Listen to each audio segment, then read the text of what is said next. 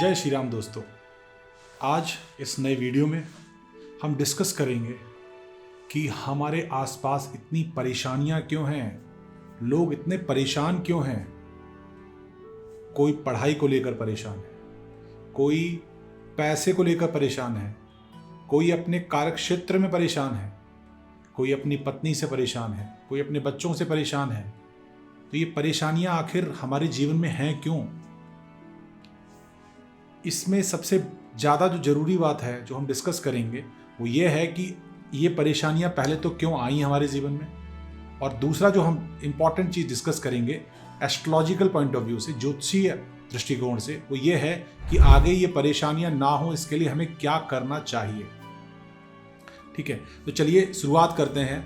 और सबसे पहले हम जानेंगे कि ज्योतिष में प्रारब्ध और कर्म बंधन किस प्रकार हमारी कुंडली में या हमारी एनर्जीज में विजिबल होता है। ठीक है, तो सबसे पहले शुरुआत करने से पहले आपको एक चीज समझना पड़ेगा कि जो हम अभी कार्य कर रहे हैं, जो भी कर रहे हैं, वो हम अपने पिछले जन्मों के प्रारब्धवश कर रहे हैं। जी हाँ, थोड़ा ऑकवर्ड लगेगा, लेकिन सनातन धर्म को अगर आप मानते हैं, अगर ज्योतिष को मानते हैं, तो हमें धर्म को मानना ही पड़ेगा, क्योंकि ज्योतिष कुछ भी नहीं है। ज्योतिष हमारे वेदों का नेत्र है, और हमें इस बात को भली भांति समझना चाहिए कि जो हमने पिछले जन्म में अच्छे या बुरे कर्म किए हैं, वही हम इस जन्म में सुख या दुख में भोग रहे हैं। तो इसका पता कैसे चलता है कुंडली के अंदर? इसका पता चलता है position of Saturn, position of Rahu and Ketu, and your moon, that is चंद्रमा।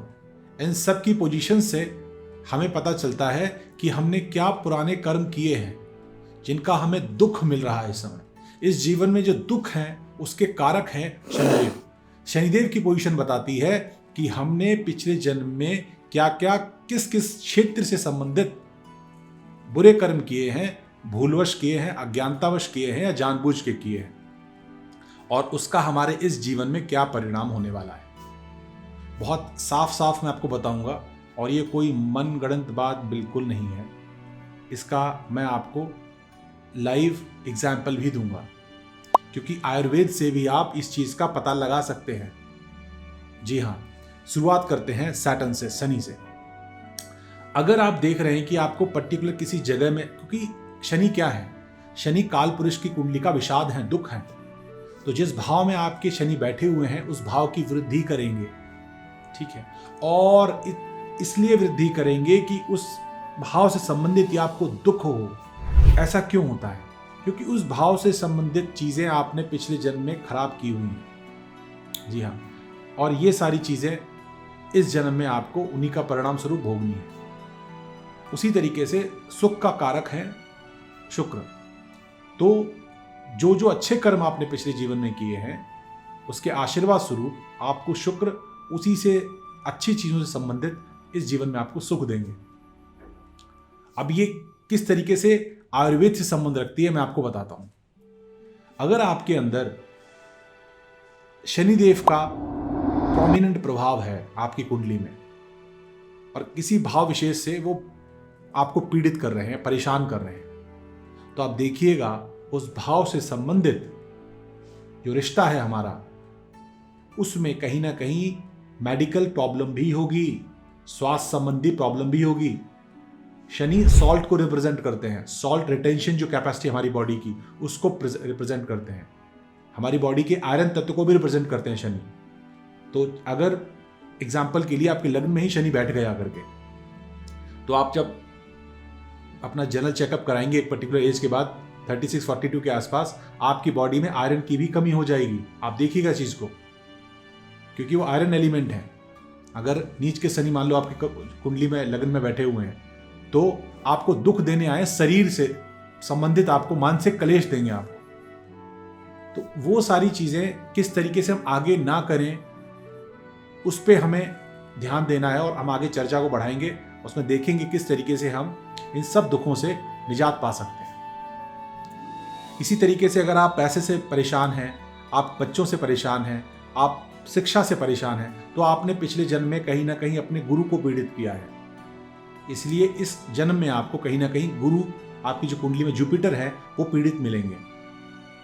इस जन्म में अगर आपको त्वचा संबंधी कोई रोग हो रहा है, बार बार दांतों में तकलीफ हो रही है ना, आपके बच्चों से नहीं बन रही है, आप बोल नहीं पाते हैं अच्छे से, किसके सामने क्या बोलना है, कैसे बोलना है, भूलने की आदत है आपको, तो इसका मतलब पिछले जन्म में आपने बुद्ध रिलेटेड रिश्तों को खराब किया है, इसीलिए आपको इस जन्म में बुद्ध पीड़ित अवस्था में मिले हैं।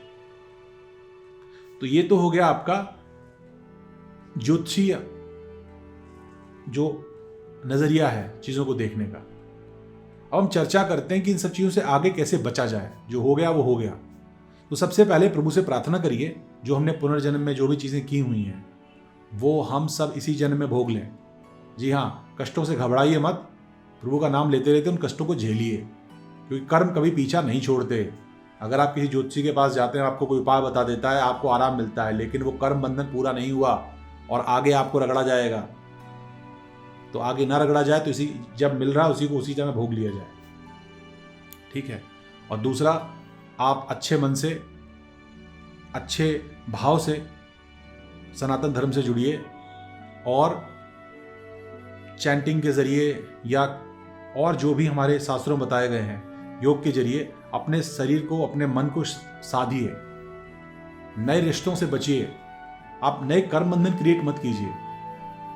इसीलिए आपने देखा होगा हमारे ऋषि मुनि जो भी है ना, वो सारे के सारे एकांत में रहते हैं, क्योंकि एकांत में रहेंगे तो कई लोगों से उनका जुड़ाव होगा ही नहीं, उनसे नए बंधन बंधेगा ही नहीं, अच्छे बुरे कोई बंधन नहीं बंधेगा। आपका जो जन्म हुआ है इस बार, ये जो जन्म मिला है आपको, ये आपको पुराने जन्मों के अच्छे कर्म और बुरे कर्म दोनों का जो संग्रहण है वो भोगने के लिए मिला है।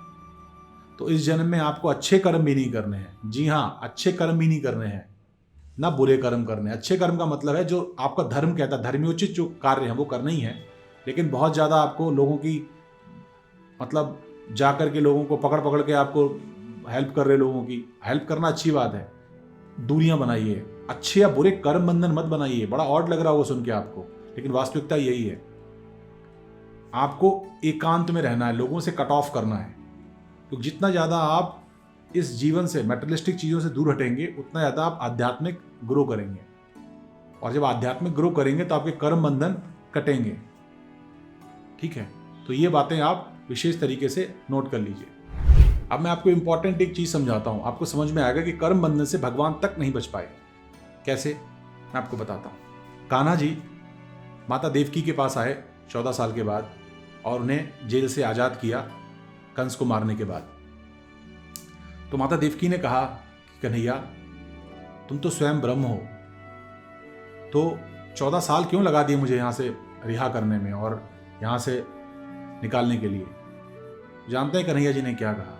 कन्हैया जी ने कहा, माँ आपको 14 साल तो ये भोगना ही था, क्योंकि आपने पिछले जन्म में मुझे 14 साल का मेरी माँ से वियोग कराया था।